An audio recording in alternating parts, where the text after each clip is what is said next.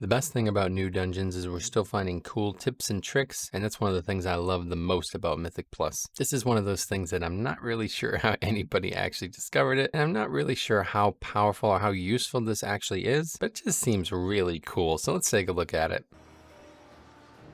Now for the item you have all been awaiting. The allegedly demon-cursed Edge of Oblivion. We'll start the bidding at 5,000.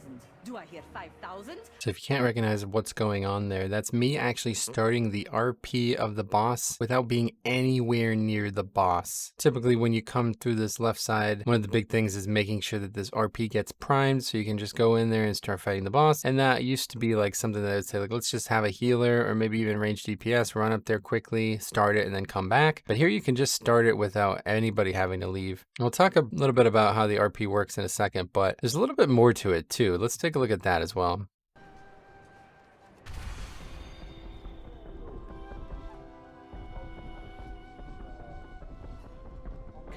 Zai has a profitable venture. Hopefully this inclines them to aid our own. Now, before we talk about any implications though, I do also want to just show you guys what it looks like in the confines of an actual Mythic Plus keystone, so let's take a look at that as well. Sometimes he patrols downstairs. Wow, I've never seen that.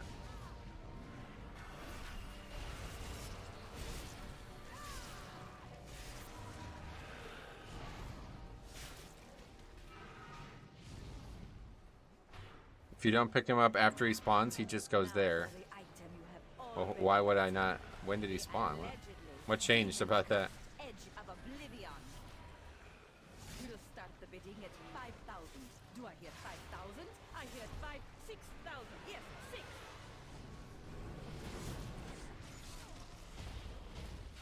After you trigger him, he walks down there. So somebody like triggered him, I guess, is the difference.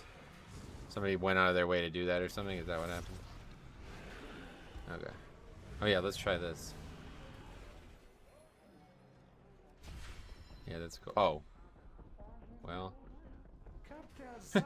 Good thing I had a wherewithal there. So the summary of what you're seeing is that you can start the RP early and then you can get to the boss much quicker than running all the way around, which in turn should start that RP quicker as well. So let's talk a little bit about what I know about what's going on with the RP, and I will tell you right out of the gate that it's not a lot. So I hope that you guys can also leave clarification down below. From what I've seen, there's basically two things of RP, and you would probably notice that a lot because typically people would only run into kind of that first room. Like if you come in the way you're supposed to come in, there's kind of like two rooms. There's the room we're in right at the end of that footage there, but then there's that almost like hallway leading into that room, and that hallway there is usually what triggers the first RP. So I think what that's doing is priming the RP that would then be the bosses. But I tried to test it out and I can't really see if there's any actual connection between the two RP. I think the answer is no. I think the important thing here is that you have to do the first RP to get the second RP to start, but the first RP does not trigger the second RP. The second RP has to be done from in this room that we're in now, but it does look like that there might be some kind of almost cooldown on the RPs. Like if you just come running right through that area, you have to wait a full minute. That first RP is not a full minute long though, so it's almost like if there's some kind of time in between them, first one has to start and then there has to be a set period of time that changes between first one and starting of the second one. And that full minute thing seems to be pretty normal. You see that a lot in keys, and especially when I'm starting it this way, it's almost exactly a minute from when we do this to when we start the boss. So it seems pretty normal. The whole blinking through the wall thing, obviously I still don't really get what's going on there. I wouldn't be surprised if Blizzard put that in there on purpose. Obviously there's like the RP starting in that direction. The fact that those doors are something you can blink through tells you that maybe that, you know, they know people are looking for stuff like this, so they are happy to put some things in here and there like that. It seems really strange to me, but one thing that might not be obvious is you can actually blink in and then run up to that second door and then start the RP that starts this boss here and then potentially blink out. I don't think there's any benefit to that. Like we were saying, it feels like once the second RP starts, the boss will spawn. And even though that's a good thing, it means that the boss usually aggroes as well, I believe. When that boss spawns, he just automatically aggroes. I've had that happen where he just runs out of the room. I'm not really sure that's a good or bad thing, but there's a lot going on here. I don't fully know how it all works, so I hope that you guys might have more info and you could leave comments down below. One thing's for sure though, starting that first RP is definitely something that needs to be done, and being able to do it without sending anybody over there is a really nice thing, especially when you're tanking. Like, I feel like, you know, if I was playing a healer, I'd be like, okay, this is definitely my job. I'm going to go and do this right now. But if you're not actually the healer, then can you trust people to do it?